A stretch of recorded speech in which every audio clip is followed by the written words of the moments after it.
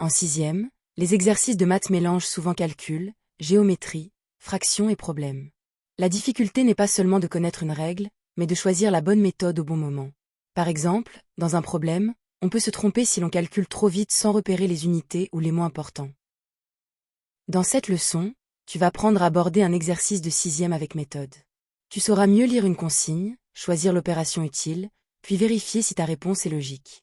L'objectif est simple, ne pas seulement trouver un résultat, mais être capable d'expliquer pourquoi il est correct. La règle principale est de commencer par comprendre ce qu'on cherche. Avant de calculer, on repère les données, la question et les unités.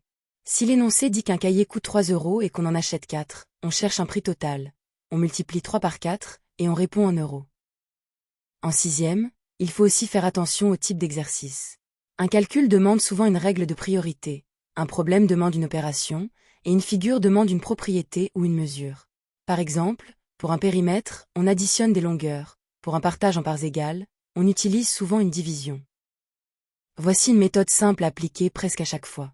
D'abord, lis l'énoncé en entier et souligne ce qu'on te demande. Ensuite, écris le calcul ou la démarche avant de donner le résultat. Enfin, relis ta réponse. L'unité est-elle correcte, et le résultat semble-t-il possible? Premier exemple. Calcul 18 plus 6 fois 4.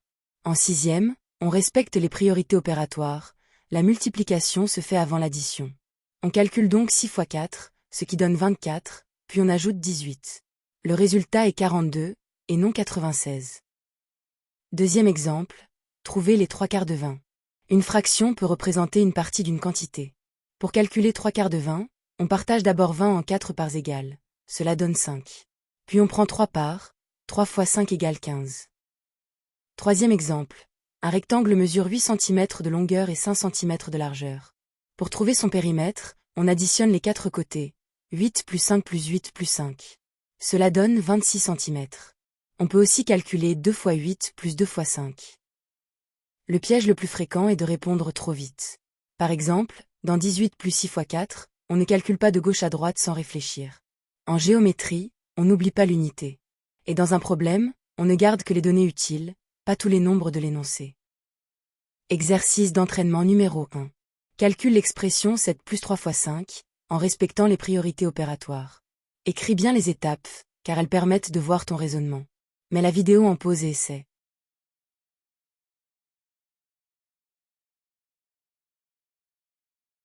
Correction de l'exercice 1. La multiplication est prioritaire, donc on calcule d'abord 3 fois 5, ce qui donne 15.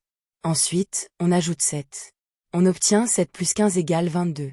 La réponse correcte est donc 22. Exercice d'entraînement numéro 2. Dans une classe de 24 élèves, les 2/3 participent à un atelier. Combien d'élèves participent à cet atelier?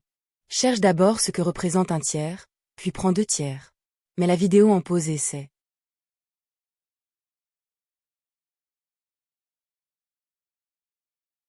Correction de l'exercice 2. Pour trouver 2/3 de 24, on divise d'abord 24 par 3. On obtient 8, donc un tiers représente 8 élèves. 2/3 représente alors 2 fois 8, c'est-à-dire 16 élèves. La réponse est 16 élèves. Exercice d'entraînement numéro 3. Un rectangle a une longueur de 12 cm et une largeur de 4 cm. Calcule son périmètre, en pensant à additionner toutes les longueurs du contour.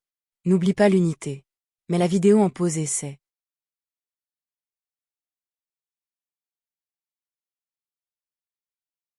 Correction de l'exercice 3.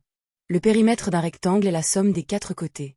On calcule donc 12 plus 4 plus 12 plus 4, ce qui donne 32. Comme les longueurs sont en centimètres, la réponse est 32 cm. À retenir.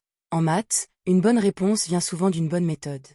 Lis toujours la question avant de calculer, respecte les règles de calcul, et écris les unités quand il y en a. Si ton résultat paraît impossible, par exemple un périmètre sans unité ou un prix négatif, il faut vérifier. Pour continuer à t'entraîner, télécharge la fiche d'exercice corrigée gratuite sur math-college.fr. Tu pourras refaire les calculs, comparer avec les corrections, et progresser à ton rythme. Plus tu t'exerces avec méthode, plus les exercices de sixième deviennent simples.